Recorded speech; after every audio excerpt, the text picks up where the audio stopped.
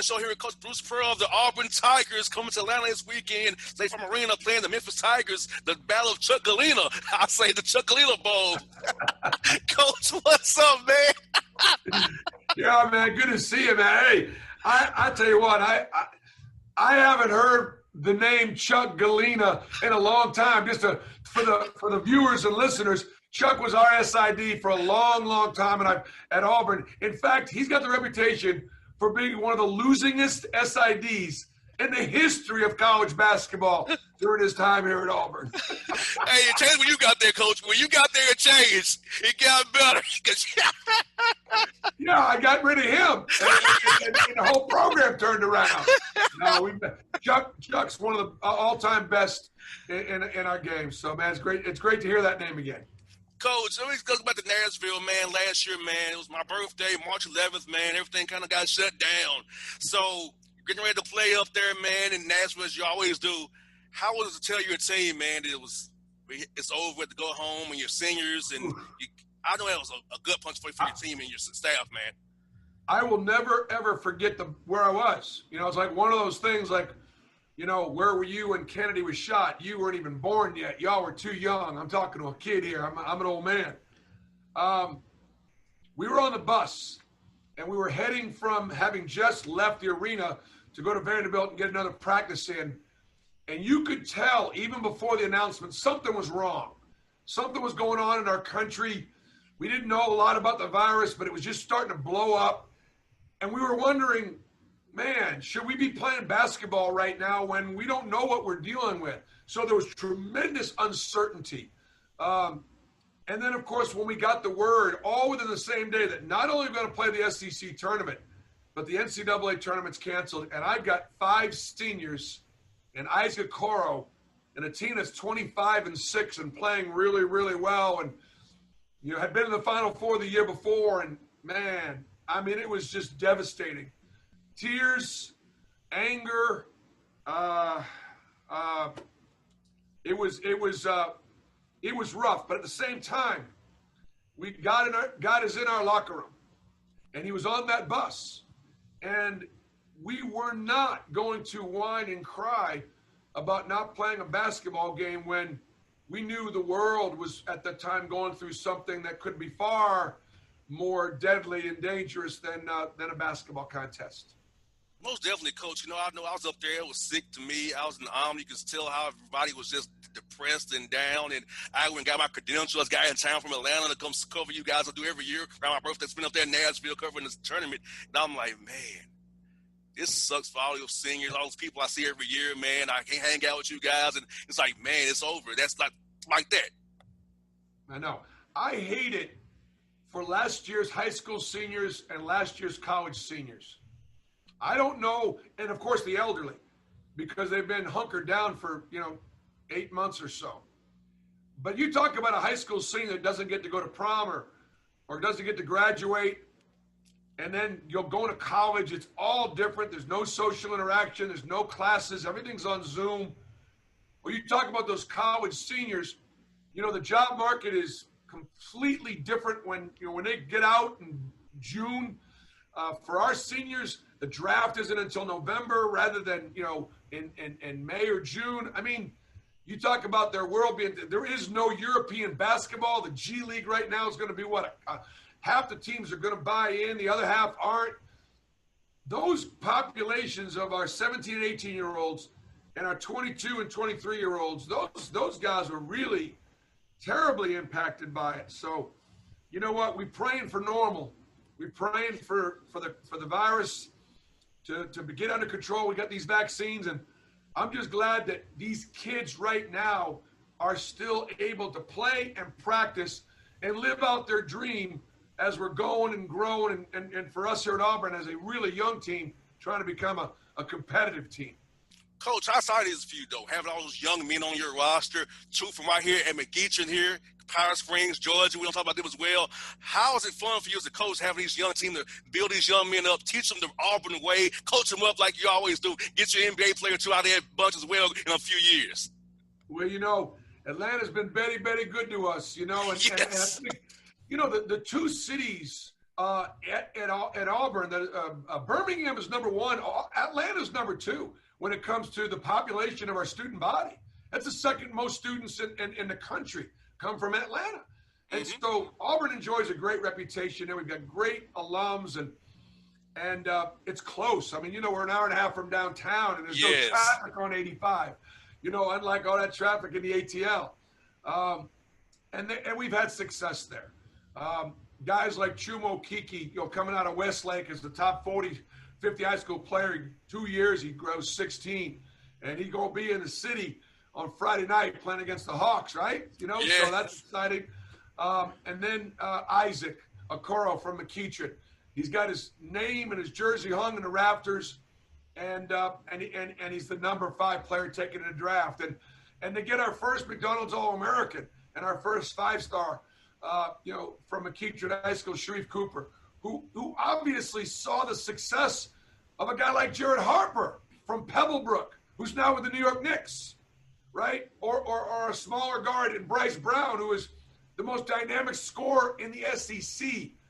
All of our Atlanta kids saw all those Atlanta kids come here, win, get better, graduate. Man, it's a good thing.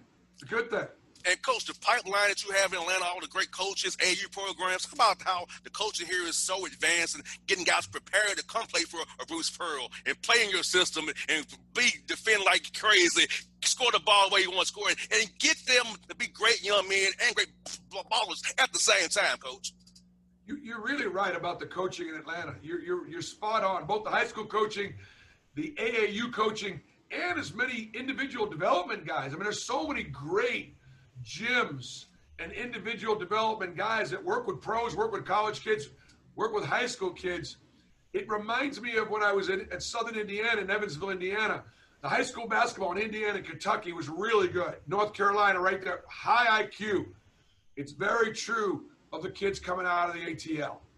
Most definitely, Coach. And I feel like, man, like I said, it's kind of like your home game. It's like in your backyard. Auburn in Atlanta, Birmingham, man, you're in a perfect position to get guys from both places, hit 20, 85. You got players, man, because that bubble you have around Auburn, it's great to find them down in the roughs, and those 5-star guys going to ball for you, man. I think the kids need to see, whether it be recruits or, how we develop the program. It's all about your culture. It's all about your work ethic. It's all about Auburn family. It's about not having too many.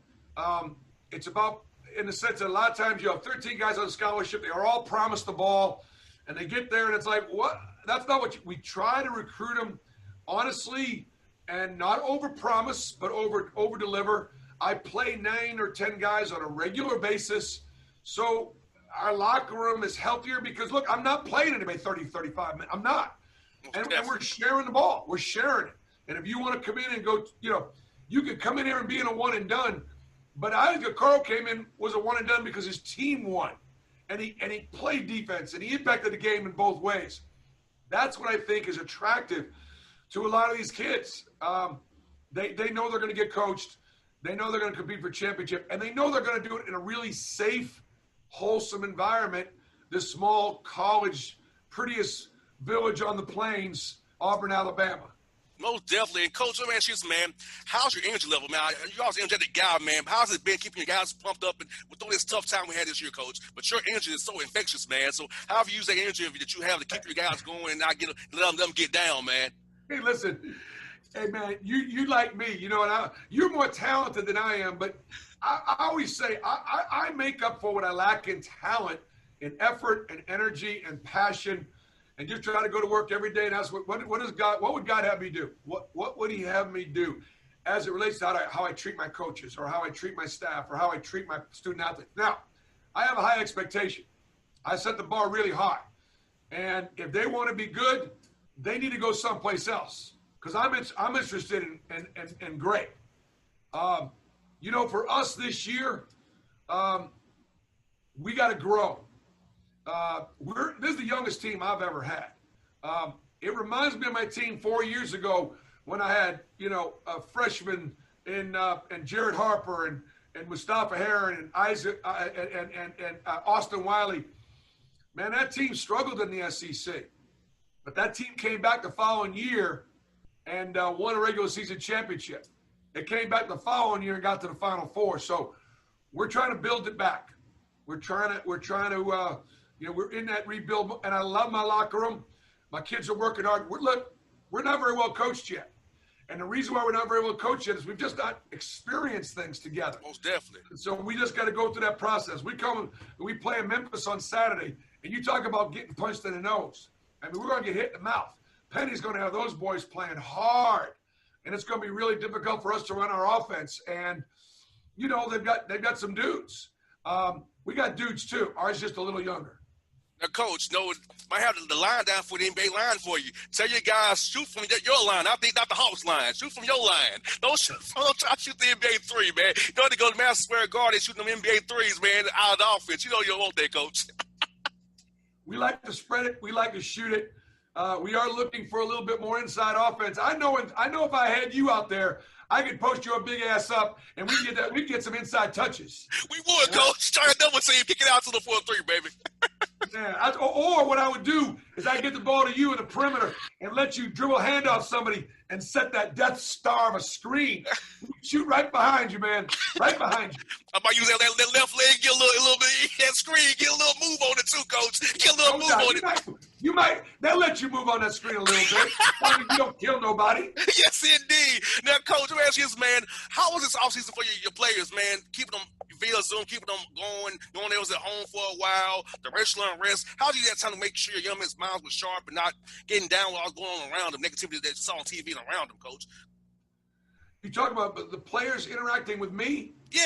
How'd you keep them motivated throughout the offseason when the pandemic, the racial unrest, and the things going on in the country? How'd you keep those guys upbeat, man? I'm just honest with them. Mm-hmm. In the sense that I'm old school, and there are some things that you don't want to be called. You don't want to be called soft. You know what? But them NBA scouts, they look at it and seeing what's your effort energy like. What is it? Yes. So my job is to try to get them to get their motor run, play hard and play unselfish.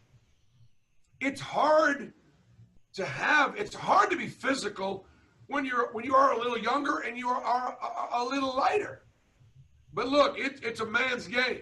Yes, and so we and also playing a style of play that's going to allow for some freedom in the sense that I don't want my guys looking over at the bench going, is that a good shot or is that a bad shot? Hey man, if you're open and you don't shoot it, you're coming out. So that you should have taken that shot. What I'll do is I'll yell at the guys off the ball, why didn't you go rebound the offensive glass? You knew he was going to shoot it. So as long as my guys will play with effort and energy and play hard and not soft, I'll give the trade-off is we'll play fast, we'll play with offensive freedom, we'll create possessions, and that's how we're going to roll. Most definitely, Coach. And also, last one I got for you, Coach, this, man. What was your quarantine hobby? Mine's playing the guitar, man. What's been your hobby this quarantine? Man, I guess my quarantine highlight has been that I got my first grandchild, and she lives like 5 minutes away from McEachern High School with my daughter and my son-in-law. And you want to talk about my life being better? She is my joy. I wish I had my Christmas card with me, and I could show you a picture of her. She is just spectacular. I've been over to see her a few times, probably way more than Granddaddy would have been able to see her if it wasn't for quarantine. So that's been very special. Coach, I mean, maybe you have a young baller already coming up, Coach. You teach her how to play that. You give her a little fish fry hoop. Get you that little hoop, Coach. Coach her up, man. Get into the WNBA. Her mama was a dancer. Her daddy was a football player. I think she's gonna be a dancer. She's a beautiful girl. Coach, hey, that's wonderful, man. Coach, best luck to you Saturday against Penny, man. Stay from Arena, man. I'll be cheering for you guys, man. It's good to see you and talk to you, Coach Pearl. I love you, man. You're great, man. I appreciate that. I want to give a quick shout out to Chris Williams and the people that are organizing this event. College basketball is back in Atlanta. Georgia Tech, Coach Pastor's got that team playing better, so they're more competitive right now. And the idea was to bring in all these great teams. into the city of Atlanta. I think this is going to be an annual event. College basketball in Atlanta, it should be a hotbed, and I appreciate, Jerry, you promoting it. Anytime, Coach. You guys be good, man. And win the Chuck Bling Bowl, Coach. Beat Chuck on Saturday, Coach. Beat him. War Eagle, my brother. Yes, indeed. War Eagle, Coach. Be good, brother.